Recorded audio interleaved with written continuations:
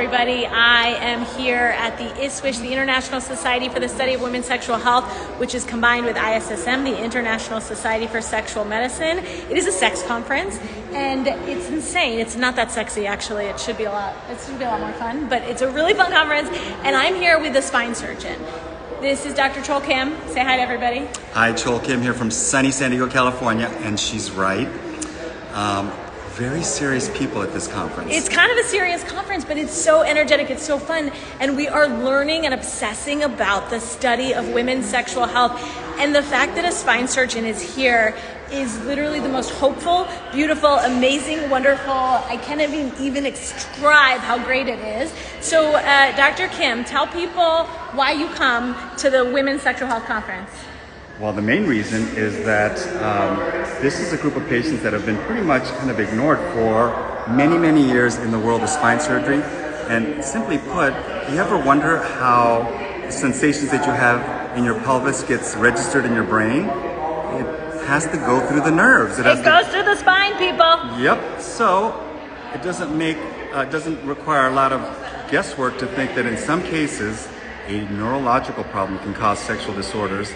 And I remember 9 years ago when Rachel and Dr. Rubin, our mentor, told me about this. It took him 7 years to convince me too, but now it is amazing.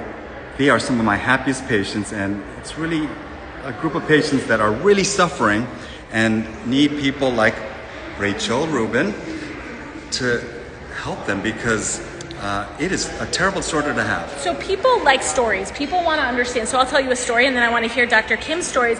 I had a patient, she had 30 years of clitoral pain, 30 years of pelvic pain, but it was specifically in her clitoris, and we worked her up. We looked all over the place. We tried all these different things, and I said, listen, I think this is actually coming from your spine, and I am not a spine doctor. And I got imaging, and I sent it immediately to this guy in San Diego, because he's the only one I can get to believe us, which is a disaster. I need more spine people. If you know a spine person, send them this video.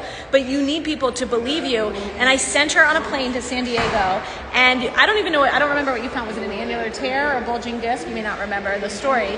But oh my gosh, look who it is. We're doing a live. So he did surgery on this patient, and her clitoral pain is gone. It is completely gone after 30 years. Erwin, come here. All right, this is the guy who started it all. This is our mentor, Erwin Goldstein, who came up, who really figured out this spine-pelvis connection, just like you can get sciatica. Okay, he's actually right over there. In a second. So watching science happen live, I can't fix spine problems. Dr. Goldstein can't fix spine problems. But these people who all are friends, and they talk to each other, and we're on the internet. Hold on, Rachel Rubin. Oh my gosh. Hello. Oh my gosh, this is the funniest thing. Look at this. They're all here. Everybody. And so we are, hold on, Barry, 1 second. And so these people have changed medicine. And we are seeing so much improvement in spine issues. And it's because this guy is a neurophysiologist at Rutgers, who's on the phone right now with someone. With his colleague Chris. Co-author. And she's a co-author on the poster tomorrow. And oh my gosh, thank you. And then we are doing, it's really incredible, right? Come to these conferences. I have to say something, even though this is live. So just so happens that Barry Komisarak was the first person to give us a hint that sexual disorders and neurological disorders may be linked. He figured it out. Right here. This is the origin story. Erwin Goldstein, who told me, because we're on the same campus. And I was a fellow at the time, and we were all in the room together. And now you've published papers. So tell them about the paper that you published. There's two papers. One has to do with disc problems. So just imagine the nerves that go past your spine up to your brain and down to your pelvis. They can get irritated because of a disc disorder. The other group of patients are Tarloff cyst patients. In both those cases, we often will see abnormalities that are actually asymptomatic on imaging studies, but here's the rub. To say that most things are asymptomatic is not the same thing as saying all Tarloff cysts or all disc disorders are asymptomatic, because clearly some are. If you can identify the symptomatic ones from the asymptomatic ones, then you can help these patients. So it has been... And your study showed that when you had, what was the percentage of people that you helped?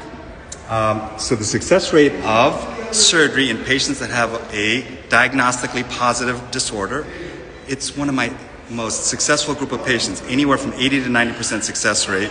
And these are patients that have been suffering for many, many years, have had multiple treatments, because no one knows about this until recently. And if it wasn't for people like Rachel and because we're diagnosing, right? We're seeing these people and we're doing very step-by-step detailed history, exams, and we're understanding what are local problems. What is the problem that's actually in your clitoris or your vulva? We can fix it with hormones. We can fix it with physical therapy. There's a lot we can fix without surgery.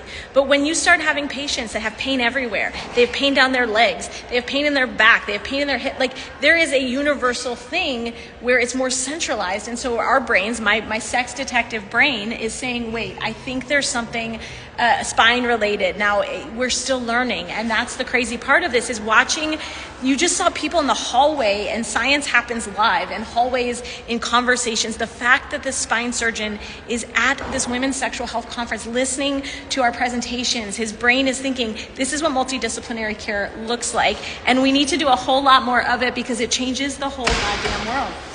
And this is a problem that requires multidisciplinary approaches, because it's complicated. It's not like a simple sciatica down your leg. Things that go on in your pelvis is way more complicated. So I would say that without a large group of people that are just passionate about taking care of these patients, I couldn't do this job by myself. So I'm really glad to be here. I will post how you can find Dr. Chol Kim. He's great on social media. He makes me laugh every day. And really follow along in this Women's Sexual Health Conference, because you are seeing science happen live. You're seeing passionate people who want to change the world. We got a whole lot of work to do. We got 30 years ahead of us. We're behind 30 years, so we got a lot of work to do. So get to work, people. It's good to see you.